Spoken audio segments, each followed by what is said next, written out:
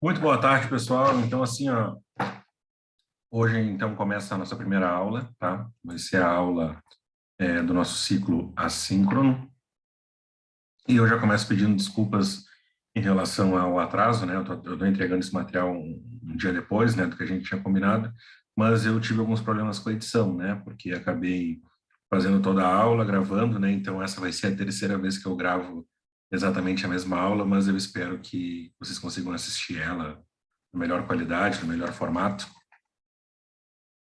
E espero que agora esteja tudo certinho, tá?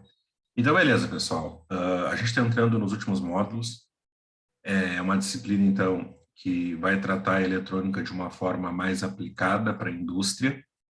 E é essa grande foco da nossa disciplina, tá? Essa primeira semana, então, a maior parte dos encontros eles vão ser assíncronos. Na próxima semana, então, a gente vai ter alguns encontros síncronos para ter a aplicação da nossa lista de exercícios e para tirar dúvidas, né? Logo depois disso, então, a gente vai ter uma aula prática ou duas para a gente poder, então, trabalhar com alguns dos equipamentos e também dos componentes, né? Bom, a gente já terminou a nossa disciplina de comandos, né? Eu acho que foi um ciclo bem legal de aulas na nossa escola. Claro, a gente ainda teve que montar alguns equipamentos, né? Algumas coisas ainda vão ter que ser mais organizadas ali, mas eu acho que para uma primeira oferta de disciplina, né? Pós retorno, né? Presencial, não um retorno completo, mas pelo menos um retorno híbrido, a gente teve então um trabalho bem satisfatório, né? Acredito que todos tenham gostado. Pena que a gente não conseguiu ter mais encontros em função do nosso calendário apertado, mas logo depois, se vocês quiserem fazer um curso de formação complementar, se vocês quiserem trabalhar de forma de que a gente consiga fazer um curso aí de 40 horas, 60 horas, para a gente poder então fazer todos os ensaios de partidas, tudo direitinho, eu acho que seria algo interessante para a gente conversar aí, né, ao longo do nosso curso, tá? Com a eletrônica, né, a gente não tem a gente não tem uma gama tão ampla de equipamentos para a gente poder trabalhar, para a gente conseguir fazer todos os ensaios que a gente fez, mas a gente ainda consegue fazer alguma coisa que acabe aprimorando os nossos conhecimentos, tá? Buenas, então, pessoal. Eu sei que a gente já conversou em outras disciplinas de introdução à eletrônica, eletrônica básica, mas a gente, então, hoje começa a fazer uma recapitulação de conceitos básicos para a gente conseguir fazer a aplicação depois lá na eletrônica industrial, né? Bom, tudo que a gente viu na eletrônica doméstica, na eletrônica convencional, ela vai se manter no mesmo princípio de funcionamento, mesmo princípio de componentes, só que a gente vai acabar colocando ela, então, em portes maiores, né, direcionado para acionamento de cargas com uma capacidade maior e coisas do gênero, tá? Então, assim, vendo então, né, recapitulando as nossas fontes de alimentação, elas vão ser trabalhadas no mesmo princípio, tanto para equipamentos domésticos, tanto quanto para equipamentos industriais, como eu já vinha falado, tá? Então, a gente vai seguir exatamente naqueles mesmos princípios que a gente trabalhou na outra disciplina. Então, beleza, pessoal. O que que são as fontes de alimentação, tá? Fontes de alimentação são dispositivos que têm a capacidade de alimentar circuitos eletrônicos. Na grande maioria das vezes, a gente vai acabar usando as fontes de alimentação em circuitos que trabalham internamente com corrente contínua e a gente vai transformar a corrente que vem da rede, né, de alternada para contínua. Só que a gente, para fazer isso, precisa de algumas etapas, tá? Bom, a primeira etapa delas, a gente já conversou, vocês já conhecem esse dispositivo, vocês sabem o que é um transformador. O transformador, ele pode ser rebaixador, pode ser elevador, pode ser isolador, né? Então, acredito que em outras disciplinas vocês já conseguiram ter esse conhecimento prévio sobre transformador, e a gente, então, consegue fazer a transformação de energia, né? O próprio nome já é bem sugestivo, um transformador. Bom, esse equipamento, então, ele tem a capacidade de trabalhar com o primário e o secundário, tá? E vai ser tudo trabalhado em cima de um arranjo de bobinas e de espiras, né? A gente vai ter um número de espiras no primário, um número de espiras no secundário, e essa relação, essa razão entre o número de espiras vai determinar se o meu transformador é elevador ou se ele é rebaixador, tá? Então, o que acontece? Eu consigo transformar tensão, consigo transformar corrente, mas sempre mantendo a mesma potência, tanto na entrada quanto na saída, tá? Tanto no primário quanto no secundário, tanto no primeiro enrolamento quanto no segundo enrolamento, tá? Essa relação da potência se mantém a mesma. Ah, mas eu não tenho como transformar potência?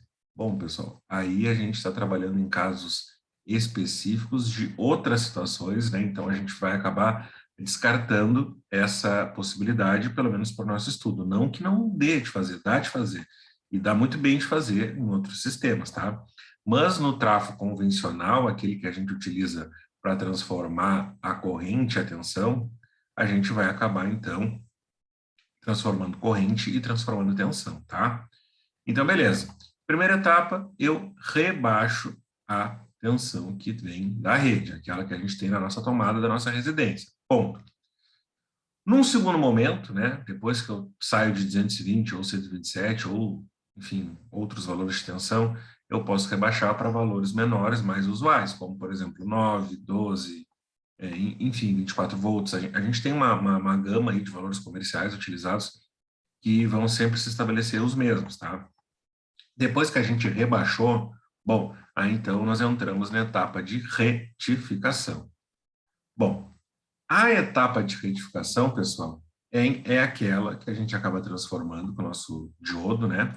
Que a gente já mais ou menos conversou e falou sobre o diodo, né? A gente já trabalhou com ele em outras aulas, então todo mundo aqui sabe o que é um diodo, né? Para aqueles que não lembram, vocês precisam saber que o diodo é um componente que está dentro da família dos semicondutores.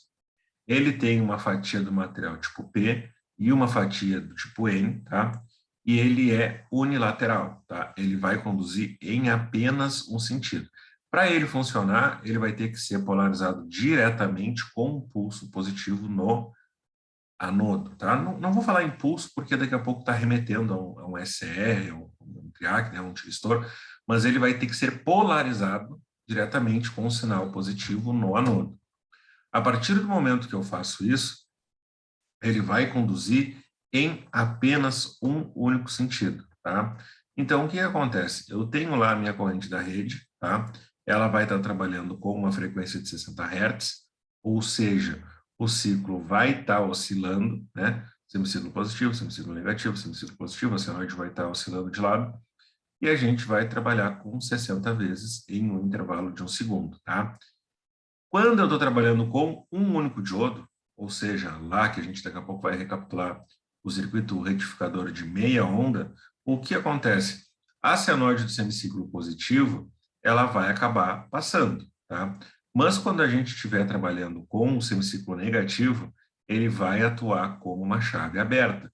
Ele não vai conduzir. Por quê? Porque eu vou estar polarizando o anodo com uma polaridade negativa. Então, ele vai ser um sinal unilateral interrompido, tá? Então, eu vou ter o corte da minha senoide quando tiver no semiciclo negativo, tá? Buenas. Se eu estiver trabalhando, então, com dois diodos, bom, aí se a gente estiver trabalhando com dois diodos, aí a coisa muda um pouquinho de figura. Por quê? Tá? Porque aí, quando um diodo tiver no semiciclo positivo, o outro vai estar no semiciclo negativo. Quando o outro tiver no semiciclo negativo, o outro vai estar no semiciclo positivo. Ou seja, eu vou aproveitar o sinal positivo de ambos os lados, tá?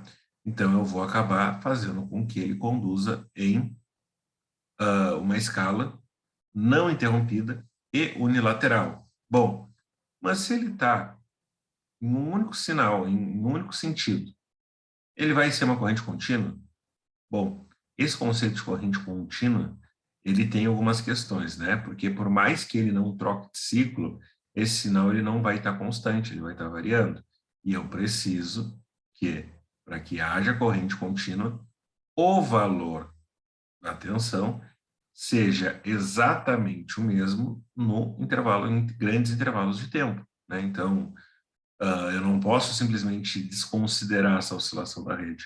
Eu tenho que corrigir ela, né? E como é que eu vou fazer isso? Bom, aí a gente vai acabar entrando, então, no nosso conceito de filtro, que vai ser feito através da utilização de um capacitor eletrolítico. Esse capacitor vai diminuir, então, aquilo que a gente chama de ripple, que é a oscilação que eu tenho entre um pico e outro. Vocês podem olhar aqui, né? A gente tem o esquema completo. Primeira etapa de transformador, com trafo. Depois disso, a retificação. Depois disso, o filtro, né? Então, vocês podem ver aqui, eu estou trabalhando com um único diodo. Então, eu vou ter o sinal pulsante interrompido, né? Então, vai ter um semiciclo positivo, um corte, um semiciclo positivo, um corte. Quando passar pela etapa de filtragem, bom, aí eu vou diminuir a distância entre um pico e outro. O que vai acontecer? A minha saída vai estar oscilando aqui, né? Ela vai estar tendo uma similaridade muito grande com a corrente contínua, mas ainda não será considerada como corrente contínua. Ela será, então, apenas uma corrente quase. E, claro, para a gente ter 100% a corrente contínua na saída, a gente vai acabar usando, então, a etapa de regulação, que a gente pode acabar usando um CI, um circuito integrado, a gente pode acabar usando, né, um componente para fazer um ajuste fino, e a gente conseguir ter, então, o sinal ali bonitinho, 100% contínuo na saída, tá?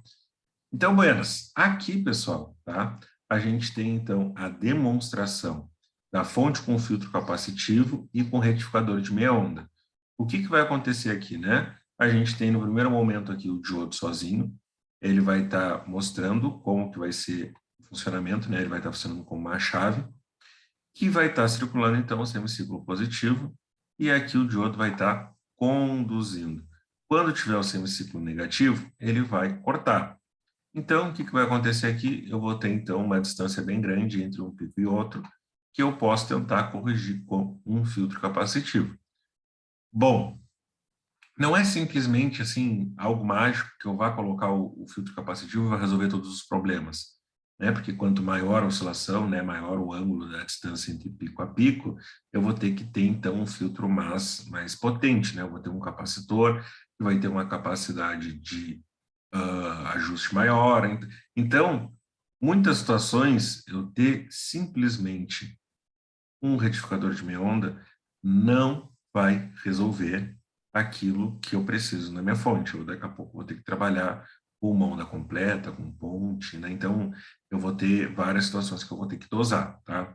Aqui, né, como simplesmente algo informativo, né, é uma demonstração, a gente precisa entender, então, que quando nós trabalhamos com circuito retificador de meia onda, ele vai estar trabalhando em um único sinal interrompido, tá?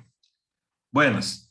Quando nós chegamos, então, à fonte com filtro capacitivo retificador de meia onda completa, típico, a gente consegue perceber, então, que aqui a gente vai estar trabalhando com dois diodos, tá? Então, o que acontece aqui, ó? Com esses dois diodos, a gente vai conseguir ter uma saída com vários ciclos, tá? Positivos, não interrompidos e unilaterais, tá? Então, vocês há de convir comigo, né, que nessa situação aqui eu vou ter, então, uma facilidade maior de acabar filtrando com o nosso capacitor, tá? Isso aqui talvez seja o mais importante, né? Vocês conseguirem fazer essa relação e perceber, bom, como a gente está trabalhando com meia onda, eu vou ter um sinal unilateral interrompido. Como eu estou trabalhando com onda completa, então eu não vou ter esse sinal interrompido, eu vou ter uma capacidade de filtragem maior com o nosso capacitor eletrolítico. Então, por mais que eu vá ter uma corrente de saída oscilante, unilateral, né? Eu ainda não vou estar com ela 100% contínua.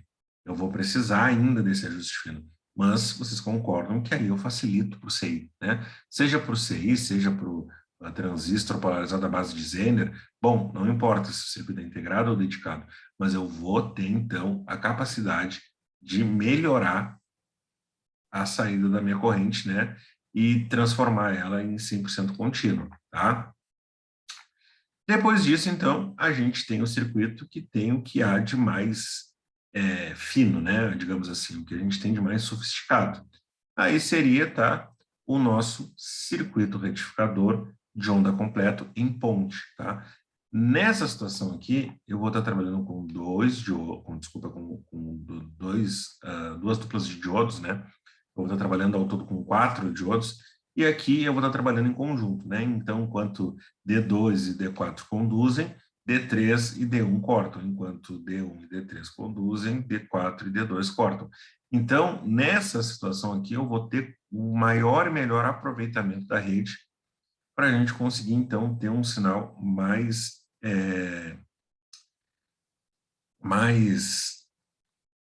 perto do contínuo possível, né? Que é a intenção de todo o jogo aqui, né? É o que a gente quer trabalhar. Buenas. Aqui a gente tem, então, uma fonte que vai estar sendo, o funcionamento dela vai estar sendo a base de circuitos de componentes dedicados, né? Aqui, no caso, a gente tem um transistor. Esse aqui é um NPN, né? Então, a gente pode perceber isso pela setinha que está para fora. E esse transistor aqui, então, ele tem 3 terminais, coletor, base e emissor. Nós sabemos que sempre quando nós falamos em transistores, nós sabemos que o terminal que vai ser responsável pelo comando vai ser a base. Então, dependendo da quantidade de corrente ou de tensão que seja submetida à base, a gente vai ter especificações de saída e entrada do nosso transistor, né? Então, seria muito interessante a gente sempre tentar dar o ajuste mais fino possível, mais preciso na base, para poder fazer a alimentação da carga que a gente quer instalar, que a gente quer fazer o projeto para poder dimensionar. Então, nessa situação aqui, né, no exemplo mais clássico de uma fonte com transistor diodo, né, com componentes dedicados, seria então colocar um Zener, um diodo Zener, na base do transistor. Bom, o que é um diodo Zener, né? O diodo Zener, quando polarizado diretamente, ele é exatamente igual ao nosso diodo retificador. Mas quando ele é polarizado inversamente, bom, ele vai passar por situações que façam com que ele acabe estabilizando a tensão na saída. Eu não vou falar especificamente sobre os fenômenos aqui que acontecem, mas o importante que a gente tem que saber é que a tensão vai estar estabilizada, uma linha contínua. E isso me dá, então, condições perfeitas para poder colocar tensão na base desse transistor, né? E isso vai me ajudar a, na saída, eu ter uma saída mais estável, mais tranquila, com uma corrente 100%, né? Então, é importante a gente entender para que serve cada componente. Nesse caso aqui, a gente pode perceber que a gente tem, então, o transformador. Nesse caso aqui é um transformador em corrente alternada de 110 volts. Ele é rebaixador. Vai entregar para a ponte retificadora uma tensão de 12 volts, que ainda continua em alternada. Depois disso, vai passar pela etapa de retificação. Depois disso, então, a gente tem o filtro, um capacitor para diminuir aquele ripple. E aí, por fim, então, a estabilização com o transistor, né, que vai ser um regulador. O que a gente precisa entender, então, né, que o transistor ele tem essa capacidade de regular a tensão de saída, mas para isso ele precisa estar em condições ideais. Uma das formas que a gente tem de tentar levar o funcionamento do transistor de uma forma mais ideal é colocando, então, o diodo Zener, que tem a capacidade de ter uma estabilização muito boa da tensão, botar na base dele o transistor, e aí o transistor, então, vai ter essa capacidade. Percebam aqui que a gente tem um resistor R1 está estabelecendo um elo de realimentação entre a base e o coletor do transistor. Então, o que acontece? Se eu estou colocando mais na base, eu vou estar colocando mais no coletor. Se eu estiver tirando do coletor, eu estou botando para a base. Isso vai dar um sentido de equidade, vai fazer com que ele trabalhe sempre no meio termo, para conseguir ter uma estabilização maior e ter uma regulação de tensão mais estável na saída, né? Então, esse aqui é um esquema, tá?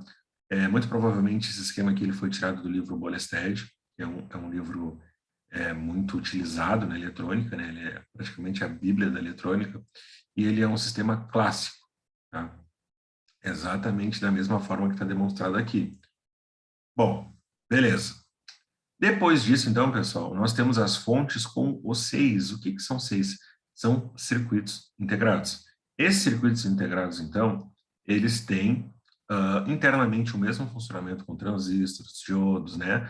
Só que eles vão ter um encapsulamento e vão ter terminais de acionamento. tá? Quando eu preciso, por exemplo, eu tenho um problema no Zener, eu não vou trocar lá o diodo Zener e depois eu vou trocar o transistor e depois eu vou trocar o resistor, não. Eu vou ter tudo isso dentro desse circuito integrado e quando eu tiver um problema, eu troco o circuito inteiro, substituo e isso vai me garantir o mesmo funcionamento do que os componentes dedicados, né? Buenas, LM7805 e LM7905, eles são famílias muito parecidas, né? Eu vou dizer assim, a família 78 é uma família, e a família 79 é outra família. Essas famílias são parentes, né? Mas o que a gente precisa entender é o seguinte, a família 78, nesse caso aqui, está ilustrada como 05, que vai ser referente à tensão de saída. Mas não precisaria ser necessariamente 05, poderia ser 012, ser 09, enfim, né? Então, o número de saída vai ser referente à tensão de saída da fonte. E isso sempre no ciclo positivo de corrente contínua, né? Então, a gente vai ter um sinal positivo na saída. No caso da família 79, bom, vai ter, então, a mesma referência da 78. A gente pode ter 79,12, 79,9, 79,5, só que esse 79 vai me indicar que a tensão de saída vai ser negativa, tá? Então, 78 positivo, 79 negativo. Percebam uma coisa, pessoal. Quando a gente está falando da família 78, os componentes estão com um tipo de posição. Quando a gente fala da família 79, bom, tudo inverte. O diodo, que seria polarizado diretamente, vai ser polarizado inversamente. O capacitor vai inverter o sinal de polarização e até mesmo os terminais mudam de posição, né? A gente pode perceber aqui que no 78 o 2 é o terminal do meio, enquanto o 79 é o 1. E aqui no 78 o 1 é o de entrada, enquanto no 79 é o 2.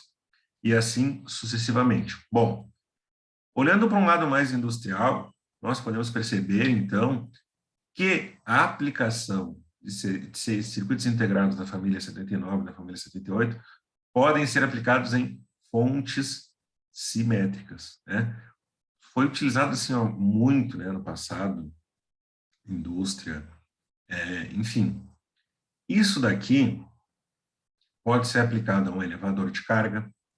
Se eu boto um sinal positivo na saída, ele vai acabar subindo. Se eu colocar negativo, ele desce. Também pode ser utilizado para uma esteira rolante, né?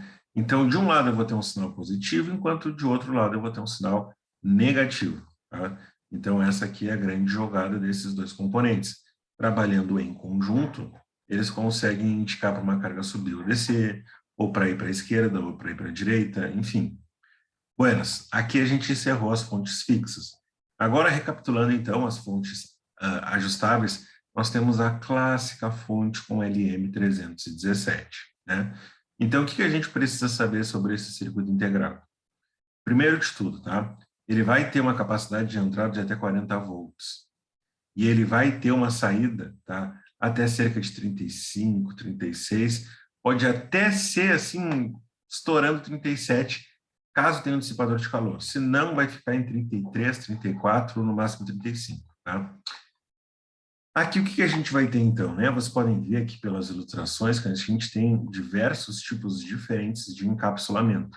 Aqui a gente tem um encapsulamento mais clássico, né, dos componentes que são utilizados em equipamentos eletrônicos residenciais, e aqui a gente tem então um LM mais robusto, que muitas vezes é utilizado em equipamentos eletrônicos, principalmente em indústrias, tá? Aqui a gente consegue perceber então as entradas. O LM317, sinal positivo, LM337, sinal negativo, da mesma forma que era antes com a família 78 e com a família 79, tá? Buenas, a gente vai ter sempre que respeitar o limite máximo de corrente até 1 ampere.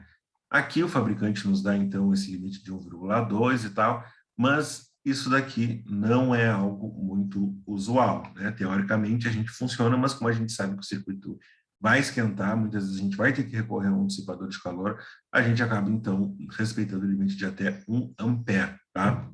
Bom, como ele faz esse ajuste, nessa variação? A gente pode perceber aqui, ó, que a gente tem um resistor, tá? Que vai ser um potenciômetro. E a gente vai conseguir, então, ajustar um valor maior ou menor de tensão na saída, conforme a carga que a gente está querendo instalar, tá? A tensão mínima de saída é 1,25 volts, tá? Se o pino 1 de CI for ligado na terra. E o valor máximo da saída será determinado pelo cálculo que a gente tem aqui, né? Dos resistores que são periféricos. R2 divididos por R1 acrescentado do número 1 vezes 1,25, ou seja, né, a gente vai estar dividindo o resistor 2 pelo resistor 1 e somando 1, né, e o resultado a gente ainda vai estar multiplicando por 1,25, vai determinar, então, a tensão mínima de saída, tá? Isso tanto para a família 78 quanto para a família 79, né? Então, aqui a gente tem algumas especificações, né? Valores comerciais para diodos Êneres e diodos retificadores. E aqui a gente tem tabelas com diodos, né? Correntes de entrada, valores eficazes, tensão máxima de saída, né? E tem uma coisa que eu quero pedir para que vocês façam hoje, tá? Não vai valer nota, mas vai ajudar aí na somatória, né, na contribuição da nota de vocês. Eu quero que vocês montem uma fonte que nem essa aqui, podem tirar o print da tela, tá? Não, desculpem, essa aqui, tirem um print da tela. E eu quero que vocês, atribuindo os valores a resistores, me deem um valor de tensão de saída, tá? Assim que vocês fizerem isso, peguem o resultado, tá? Me mandem, e aí a gente conversa, porque eu quero que vocês entendam as proporcionalidades de entrada e saída, que é o mais importante para esse estudo. Ah, professor, onde é que a gente vai usar um LM317? Dentro de um inversor de frequência tem. Dentro de uma soft starter tem também. Então, a gente está falando de uma eletrônica mais robusta para a indústria, e a gente está vendo a aplicação dela, né, para aquilo que é a nossa intenção. Então é isso, pessoal. A intenção da aula de hoje é ser uma aula mais curta, mais resumida.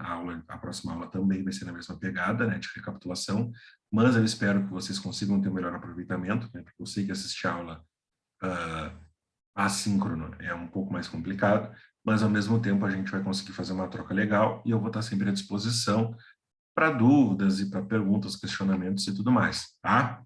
Qualquer dúvida, entre em contato comigo e a gente segue o barco aí nessa semana, tá bom?